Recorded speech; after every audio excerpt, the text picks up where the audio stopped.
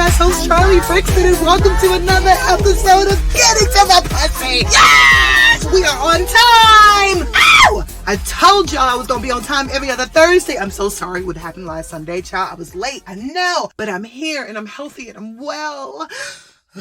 Still, I haven't got laid, but it's okay. We're here. Speaking of laid, I know, guys, this is a very exciting episode. Whew. The episode is sex. The night I discovered I was doing it wrong. Before I go there, though, y'all know I got to give my 7-minute of conversation of disclaimer before we go there. Y'all want to know what happened to me last week? So I was approached by a journalist. The journalist was like, I love your stuff. I love your story. You're amazing. The weight loss, you're so much fun. Your videos are so cool on getting to the GETTING, number 2 THE, getting to the. And she was like, I would love to feature you in our magazine. I was like, great. That's awesome. I'm here for you. Let's talk about it. And then she says, but can you do me a favor and just not mention like pussy and like your podcast? And I said, why? She was like, oh, because it's really family based and we don't want to offend anybody. And I was like, but you asked me to tell my story about me losing weight. That was the catalyst. I wanted to see my pussy. And she was like, oh, but wouldn't it be safe? And then y'all, right then and there, I ended the conversation. I'm like, lady, if you ever want to break a fucking story, when have you ever heard a story about a woman losing weight just so she can see her goddamn vagina? Like, that is the story. Bitch, I don't want to call her bitch, but Trick, we are still in this pandemic. We have went through a time in our lives that all of us have never went through before. This whole quarantine, corona, all of this stuff. Do you mean to tell me that we, coming out of this shit, we still gonna be in our bullshit of non-truth? We can't be ourselves? You don't want to break a story like that? Nah, chick, move aside. No, give me a journalist who is bold and fearless and who's like, hell yeah, Charlie, fuck yes. Let's produce this. Let's publish this. That's what I want. So I politely said goodbye to her. I mean, I'm sure she's listening to, hey, boo, you continue to be safe, honey. You continue to get those keto stories and how people really hated themselves and all of this stuff and get back to them like 2 years later and see how they're doing. Sounds good? Yeah, good for you. Because that shit has not changed since 10 years ago. But I was honored that she still reached out to me. So I'm hoping that a journalist does come around who really wants to tell a fucking story. Baby, let's tell it. Speaking of story, I wanted to, of course, our episode is sex. The night I discovered I was doing it wrong. Before I go there, and the reason why I'm even going there, as you guys know, summer is coming up, man. Oh, I need to get laid. I am going to get laid. I'm going to get laid well, smart, and healthy and happy.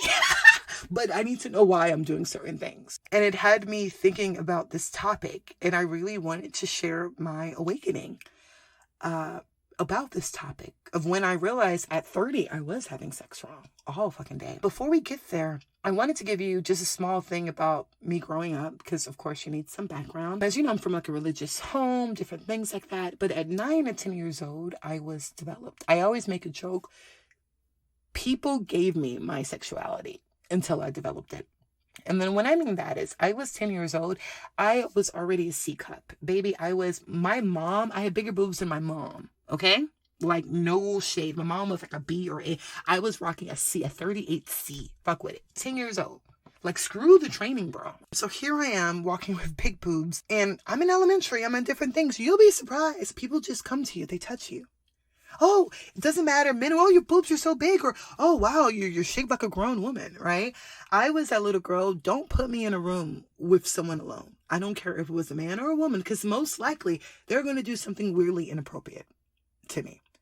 It just may be a talk, it may be a look, it may be a touch. I was always strong enough to get out of a situation or fight my way or ask certain questions. But the fact at 10 years old, I'm walking in a room, I have to debate if I want to walk into a classroom or walk into a church room with someone who most likely is going to be a creep because they think I have an adult body. Women too. Child, I got some, you'll be surprised. So growing up, it was this thing. And also, I didn't watch TV, so I wasn't privy to a lot of things that was going on. In my head, sex was either my mom telling me only whores go to motels and never put your mouth on a man's penis, or my ideal of sex was Cinemax, where I would watch all the soft porn. Because, okay, at the time, I would be over my grandma's house over the weekend. And so my grandma had a TV. She would honor, like, okay, my father's request. We don't watch TV in the daytime. But baby, at nighttime, grandma will be sleeping at 9:30, 10 o'clock. Little Charlie and her brother, child, we would watch USA Up All Night. Remember that USA Up All Night? With Gilbert Gottfried and Rhonda Shear. I tell people, I know my cartoons were B- movies and Cinemax soft porn. That's what I know. So, of course, growing up, that's how I would express. So, of course, I would get the little boyfriends and everything like that. And I was really good at what I was doing. I was a good hunter before I was having sex. A hunter, right? Performance. So now here I am. I'm getting older, to a point of pleasing. And at the time when I was hearing conversation of sex and why you should have it, it was more because you're in love, to keep a relationship, to keep this going, to keep consistency, to get that man. It was never the idea of pleasure. Or you like it. So this moves me on to now I am in New York City. And the reason why I'm going there, because yes, I'm getting ready to write a book. I'm so excited about it. And baby, this shit is going to flip the table. It is a story that has never been told before, and it's something new. And it's true. It's my story. I am writing, but I was like, you know what? This is my platform, this podcast. This is my universe. So y'all gonna hear this from me first. Then it goes to everybody else in script. So I moved to New York City. At this time, in relationships, different things, I hit 30. Y'all, I am thinking like, okay. And it was this weird thing when you hit 30, it's like, I gotta get married. I have to get married. If I'm not married by 30, everybody's going to think there's something wrong with me and I'm fucked. I'm already a 300-pound woman. At that time, I was not getting to my pussy. And I was like, girl, you got someone who makes 6 figures. This is good. Keep it. So we were getting ready to get married. Now, there was an incident that had me thinking. We came from a New Year's Eve party, my fiance at the time. The next day, I woke up with a Plan B and a Diet Coke right next to my bedstand. My fiance was nowhere to be found, maybe somewhere working doing a press release. And I woke up to a Plan B and a Diet Coke. I'm like, what the fuck's going on? So I called. I was like, hey, is this for me? Did you leave this for somebody? Was your assistant here? And he's like, no, I had my assistant drop it off. That's for you. You got to hurry up and take that. Huh? Yeah. And this is where I think a lot of women, we go through it in relationships where we have sex. And where men too, fuck that, right? Where a lot, human beings, where we have sex and we go through things with our partner. And sometimes we can't tell if it's not clear. It's gray. Did my partner have sex with me without my consent? Was I violated? Why am I waking up with wet bed sheets, a Plan B and a Diet Coke? And I know I'm going to get crazy ass cramps from taking this shit the next month. Did I have sex? Was this even worth it? That's honest, y'all, right? Like, and at this time, they always say, what do you do when you meet people? People are a mirror of your own reflection. So I was lucky enough to work at one of the best jobs I ever had in my life. And I love these girls. I worked as a health educator, youth facilitator for a company called Go Girl. They're no longer here, so I can say their name. And it was one of the best jobs I ever had in my life. I worked with, it's always, you want to be that person. I've always wanted to be that adult that I needed in my life. And I realized I needed to be the adult to these young girls because I was someone who was growing up and I was smart, but I did my thing. I knew what I wanted. Like, don't change me, keep me safe. So I wanted to be that adult to encourage and to say, I don't want to change you. No. You're supposed to make mistakes. You're supposed to be fucked up. You're supposed to be wild. I want to keep you safe. So this is called harm reduction. And I was honored to work a couple of years at this job as a theater consultant and health educator. Until this day, I still talk to these brilliant young ladies and they're beautiful, fierce bitches. They're wonderful. But anyway, it was this one little girl though, this 16-year-old girl. I would go with her. And at this time, we would have to go with the young ladies to hospitals, SCI hospitals. She would constantly get a sexually transmitted disease. Got to the point I was like, let's stop saying this is pelvic inflammatory. Nah, bitch, this is chlamydia. This is gonorrhea. This is... And I got so frustrated with her one day because I was tired of it. This was like her 4th trip. And I was like, what the hell, sex? Why do you do it? Do you even like it? And it's not like you have one boyfriend. You have like 10. What the hell do you like about it so much? This little girl, she looked me straight in my eye and she said, Miss, You first. You tell me what you like about it. Y'all, fuck. There's one thing you don't do. You don't lie to children. You don't lie to teenagers. They will always find you out and they will never trust you again. I ain't had shit to say. I had nothing to say. She looked at me and she says, exactly. I know why I'm having sex. I need this money. I need this. But do you know why? This little 16-year-old got me together. And here I am, a woman. And at that time, mind you, a week before, I was over here taking a Plan B and a Diet Coke from a person I was getting ready to get married with. And I didn't even know what the hell I was doing. That started something in me. I don't know. And even when I think about my past ways of how I would have sex, I realized that I was the pleasurer. I'm an artist. I'm a performer. Of course, I'm weirdly enjoying myself because I'm pleasuring you. I'm the captain of the shit. And I thought it would turn me on when I hear a man react differently. Or fuck it, I'll turn a girl out every now and then. Like, I'm being honest, right? So my thing was, how can I turn you out and how can I get you thinking about me years later? It still happens to this day. But I never thought about my pleasure. And this was months going on where I was getting ready to get married and I actually ended my engagement. I mean, it was a whole bunch of other shit too that happened. But I ended my engagement. And for those, if you live in New York City, you know, the minute you get an apartment, you don't give your shit up. I allowed my friends to live in my apartment while I lived with my fiance at the time. And when I was ready to move back, I gave my friends a 6-month clearance to move out of my apartment. So during this time, I was homeless. I had nowhere to go. And I stayed with one of my best friends. At this time, y'all, my group of friends, were 4 gay male friends. How does that happen? And no, it's nothing with the F-hag going on. I don't play them games. I would say I gravitated towards this group because once again, coming from a church, coming from different things, I was used to being around people who lied all the fucking time. And to be a person in the LGBT community, the people that I would meet from the LGBT community, I thought that they were so bold and truthful. Because for you to stand against the world and say, no, I prefer this, I like this, and for you to do that every day, you're the safest person I know. I want to be around you. I want to love you. I want to protect you. I also want to learn from you. And at that time, I was trying my best to hang around female circles, but it was all about, what are we going to do for this man? I'm not going to have sex because I want to have a marriage, or I'm going to have sex for this marriage. Or it was more of preparing everything for a man. I got tired of being in a group of women preparing everything for a man. I'm tired of it. What? Like, over it. So I gravitated towards these group of men. I just felt free. Felt like I didn't have to think about marriage or being the best. I could just be myself. And explore. So when I moved in with my best friend, and my best friend, he's hilarious. He's one of my besties. He is the most religious, weirdest, oddest person I know. So smart, so eclectic. He sings opera, goes to church every weekend, sings in a church, takes communion, like reads his Bible, but gets his ass on Adam for Adam, GBC, Grinder every other night to hook up.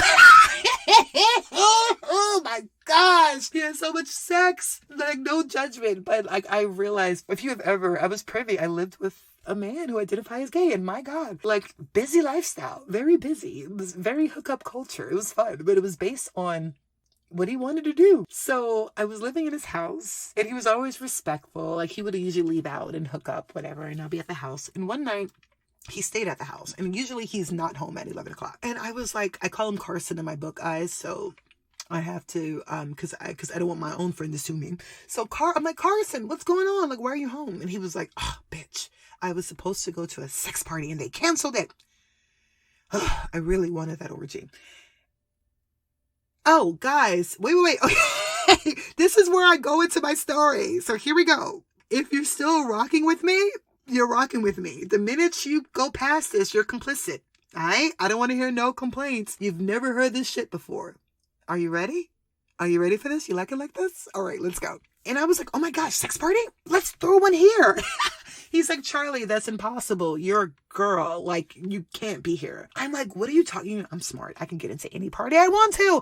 I'm like, you're playing. I can be the help. Let me be the help. I can be the bartender. I can go out to the dollar store, buy a black apron, and I can serve drinks. He was like, my friend is fucking crazy, but okay. So he was like, all right, then I have a list. Then you need to get these things from food and for the people, test my bluff here, because he was like, you gotta get poppers. And I was like, okay. I was so excited. And so at this time, I didn't know what poppers was. So I went to Target and I brought 2 bags of jalapeno poppers. And I brought it back and he was like, Charlie, poppers. Guys, poppers is you go to a smoke shop and it's this thing you smell. It's supposed to loosen you up. A lot of guys take it to open up their stuff so they can get better penetration. Dude, I dated a straight guy who took poppers. And the minute I told my friends that he was straight and he took poppers, my friends was like, leave him. No. Do you know how he hooks up? He's dangerous. I'm like, you guys take poppers. But they're like, yeah, but he identifies as straight. This is fucked up, Charlie. Anyways, so I come back. So my friend corrected me on the poppers, but so this is where you guys know I'm not lying. I know what poppers is. I'm totally in, y'all. And so I come back with my poppers, my Sade music, my alcohol, whatever, and we get ready for our first all-male orgy. And I'm excited by it. It's like 2 hours is passing. So we're waiting for our guests, and I created a space of like black and white decorations, and I had like a really cute little black sequin ball up top. Like, I was ready for my first orgy. So the guys are coming in, and this is where it gets interesting, y'all. Don't judge, don't be surprised, because there was a variety of men coming in. I mean, there was men, of course, you had the men who were identify as gay, then you had some who don't identify. Child, there was a super from the building next door that was in the party. I was like, what? This man had kids and a wife, but he was up in his sex party. Child, there was officers, there was a doctor, some designers there, like there was some thug love, there was some of everybody up. There was like 16 to 17 different men, from professionals, different people up in this party. These were men who answered my friend's ad that he put on Adam for Adam. So these people showed up. I saw something interesting. I was at an orgy, y'all. And the first 2 hours, I saw no sex. I saw no sex. I saw men like talking to each other. Like some of them was like rubbing on the leg, or some would say, oh, kiss me on my neck or touch me here. It was a lot of foreplay. A lot of licking and wetting and just cool stuff. And one thing that really got me thinking, there was a man, he kind of looked like, it wasn't, before I get sued, but he kind of looked like DJ Khaled a little bit. And he was probably over like 350 pounds. He came with 2 twinks. One of them was a blonde. Another one was like a smaller guy. Look, he was like 24 or something. But this guy had on his Versace shirt, gold chain, huge stomach, so much curly hair on his chest. And I remember him sitting down and him saying, all right, come on, boys. It's time for y'all to give daddy kisses. Mind you, I'm a woman at the time. I was 300 pounds. I couldn't get to my pussy, right? My stomach is huge. I see this man lift up his stomach proudly. His twink gets his hand. His other twink gets his hand, holds up his stomach, and proceeds to give him fellatio. This man is looking at me, smiling, laughing, like it's the greatest thing, and proceeds to ask me for a motherfucking drink. So I make the drink, and I walk over to him as he's still getting his fellatio, as his other lover is holding up his stomach. He's the most happiest person in the whole wide world. I was shocked. And then I thought about myself, and I was like, here I am with my stomach, and I don't be getting service like that. That's amazing. You get all that attention. And here I am coming out of an engagement where I told you when I went to the hospital with the 16-year-old for STI, I also had to go to the hospital for a dry pussy because I was having sex with a man who was just sticking it in me dry, not even having the audacity to put spit on his fingers to put it into me to warm me up. Like I was in the hospital to the point where having dry and scrapes, and the lady was like, maybe you should start using lube if you're not warmed up. So here I am at this orgy, and I'm seeing this foreplay. I'm seeing a guy who can't get to his dick, who can't get to his pussy, and he's lifting his stuff, and he's still demanding service. I see all of this foreplay. I see, like, kissing. And mind you, I'm in a room full of men. I did not think this is what men do. You can't tell me, oh, these were gay men. No, these were men. I'm sorry, a man is man. We can pick and choose whatever, but a man is a man and a woman is a woman, right? And this is still, I walked in a room and I saw what men do. Foreplay, kissing. And I was cursing myself out of how many times I hooked up with guys who didn't kiss. Or guys that would just flip me over and fuck me from the back without even warming me up. I was getting ready to get married to a guy that was on that level. And here I am looking at this space of these men making love to each other before they even started with penetration. It was the most beautiful thing I witnessed. Okay, one guy did try to kiss me, but my friend was like, you can't kiss him because he just wants attention and he doesn't like you like that, but he just wants attention because other men like that shit. So yeah, but it was life-changing. And I realized from that night, y'all, I was changed. I realized I was being played. Now, mind you, I did see sex later on, 3 hours later. Oh yeah, baby. That got a little bit wild I was like, oh, y'all could do that? Damn, wait, all 5 of y'all? I'll tell about it in the book. But my life was changed. It was. I realized that the way I've been having sex was all wrong. I've just been doing it just to do it. I've been allowing these men to come touch my body however they want, once again, and giving me my sex without even me enjoying it. What do I like about it? How do I want to feel good? It got to the point, the next day, I reached back out to the girl because I had to see her for a session anyway, a counseling session. And I said, can you do me a favor? The next time you say yes to sex, the next time you say yes to without having condoms, whatever, can you find the reason yes? Why? Why do you like it? What is it going to do for you, your body? And she says, miss, I got you. But you know what? You do the same. And I said, I got you too. So her and we did a pact. It was hilarious. I didn't tell her what I saw, what I observed, because no, she was way too young. But we were in a pact. Intentional sex. Like, why are you doing it? That summer, I told my friends, I got my friends together, 4 of my friends. And at that time, I could not do this with a group of women. I tried. I was feeling so isolated because anytime I would get with a group of women to talk, it was more about we're having sex because of this relationship. I'm having sex to keep this man. I'm having sex to get this man. I'm having sex to keep this woman. I don't know. It was just this thing of sex of attachment, like of the condition. I was with a group of these 4 men who were having sex for pleasure just because they wanted to. And I think that is some of the brilliance of men, of like their own world, their secret society, and this weird thing of the sex is for pleasure. They have sex, and that's why so many of them cheat. or they go, or they do certain things. It's like, it's pleasure. They get it. They fuck for pleasure. This feels good. Oh no, I'm going to get this off. For women, I feel, and I think sometimes it's because of our mothers, because of how we grew up. Our sex is because of attachment condition. I'm doing this because I'm married with you. I'm doing this because I need to keep you. I'm doing with this. I want to solidify this relationship, or I think this is how we're going to do this. So this is why I'm having sex, or I'm having sex because I'm having this baby. But I don't know.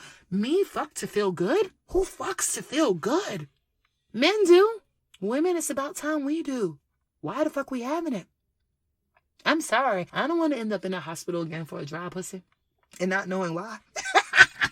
And I bring this up because I need to get myself in sync. This summer is coming up. Y'all, I want to have sex. I do. I want to get into new relationships. I don't want any old recycled dick. I want to do it smartly. I want to be divine with my body, and I will be. And I want to have a good time. So going back, I know I'm going back and forth, but going back to the story is when I made a pact with the girl, I went back to my best friend and I said, hey, I want to dedicate this whole summer. This was a couple of years ago before I got to the pussy.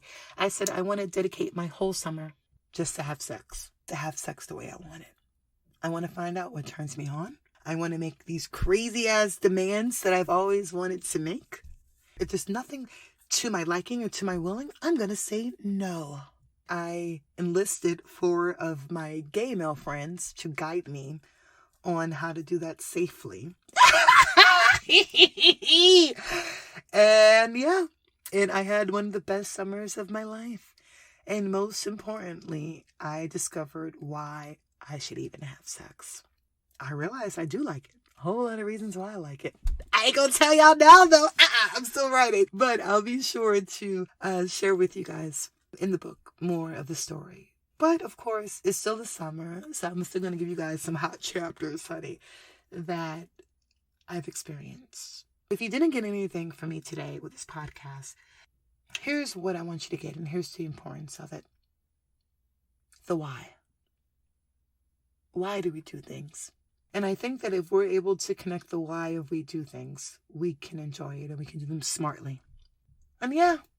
And now you guys have finally met a woman who went to an all-gay male orgy. Life-changing.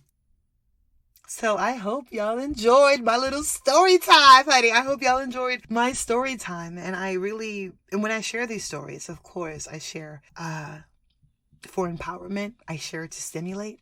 I share it to get you thinking. To get you thinking of your why, right? Because hell, if we gonna have a show called Get Into the Pussy, we might as well get to all of it. But also get to intentionality, our divinity. You don't want to be doing nothing.